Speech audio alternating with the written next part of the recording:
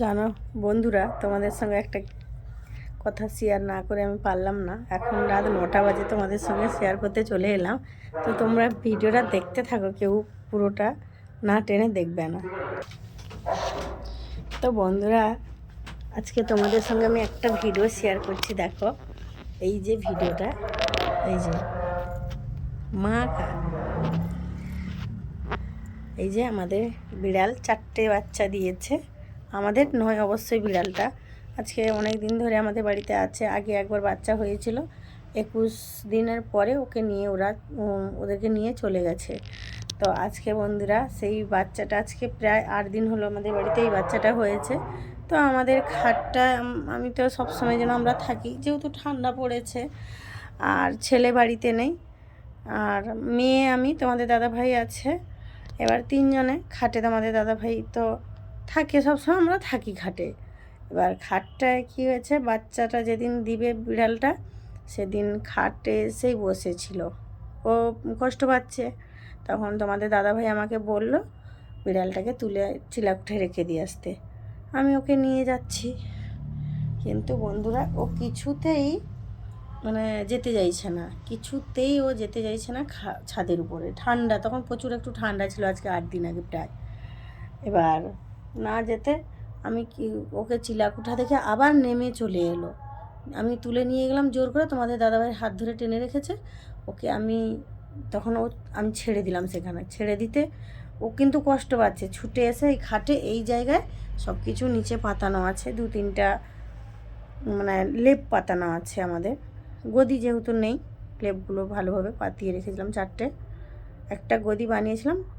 যাই হোক, অনেক দিন হয়ে গেছে, তারই উপরে বসে বাচ্চাটা দিবে। এবার আমি কি করেছি, সব টেনে নিচে ফেলে দিয়ে এই ছেঁড়া জ্যাকেটগুলো, আমার ছেলের, তোমাদের দাদাভাইয়ের মেয়ের জামাগুলো সব দিয়ে এখানে আমি কি করলাম, পাতিয়ে দিলাম। পাতিয়ে দেওয়ার পরে বন্ধুরা, কি বলবো তোমাদেরকে, আমি বলে বোঝাতে পারবো না। হয়তো আমি দেখেছি, তাই আমি বলছি তোমাদেরকে, তোমরা দেখলে বুঝতে পারতে। একটা মানুষের যেভাবে মানে মানুষের বাড়িতে একটা কোনো ডেলিভারি থাকলে যেভাবে কষ্ট পায়, সবাই ছুটা দৌড়া করে। কিন্তু বন্ধুরা, আমি আমার চোখে কি বলবো, আমি চোখে দেখে এই যে মা, এই তার মা এখন আমার কাছে থাকে, এখানে আমাকে চেনে গেছে, তাই আমাদেরকে কিছু বলে না। কাদের করে আমি জানি না, আজকে প্রায় অনেক দিন ধরে এসে আছে। এই যে 4টে বাচ্চা হয়েছে পরপর, দেখেছো? এই যে খেয়ে যাচ্ছে, দেখো বন্ধুরা, এই যে তার মা তো খাচ্ছে, এই ঘুমিয়ে গেছে। তো পরপর 4টে বাচ্চা একটু একটু পরে পরে করে হলো। হওয়ার পরে তো আমরা সবাই আনন্দ হয়েছি, যেহেতু বাড়িতে বিড়াল বাচ্চা হলে নাকি সবাই বলে ভালো।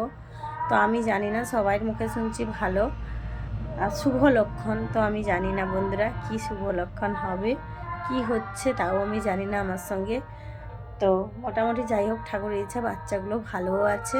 আর ঠান্ডা বন্ধুরা, সত্যি কথা বলতে খাটে এখনও আমরা কিছু খাটটা আমি পরিষ্কার করে সব নিচে রেখেছি। খাটে আমরা এখনও কেউ ঘুমাই না, আর কিছু না। ও বাচ্চাগুলো চোখ ফুটে যাক, দিলে আমি আবার খাটটাকে ঠিক করে করে নিব। আর এখন এরা শুয়ে আছে, আর কি করব, ফেলে তো দিতে পারবো না, আর মেরেও দিতে পারবো না, যেহেতু অবলা জাত, এরা কিছু জানে না, কিছু বোঝে না। বন্ধুরা দেখো কেমন ঘুমিয়েছে, এই যে দেখো কুচি বাচ্চাটা কেমন ঘুমিয়েছে, গালে হাত দিয়ে, মাথায় হাত দিয়ে। একজন খেয়ে যাচ্ছে, তার মা এই যে করেছে, দেখো বন্ধুরা, দেখো, দেখতে পেয়েছো? ওটা যদি মানুষের ঘরে হতো, একটা মানুষ সবসময় তার পাশে জেগে বসে থাকতো। তো যাই হোক, বাচ্চাটাকে মাটাকে একটু করে দুধ দেওয়া হয়, আর দুধ দিয়ে মুড়ি একটু দিলাম, একটু ভাত দিলাম, মাছ না হলেও খায় না।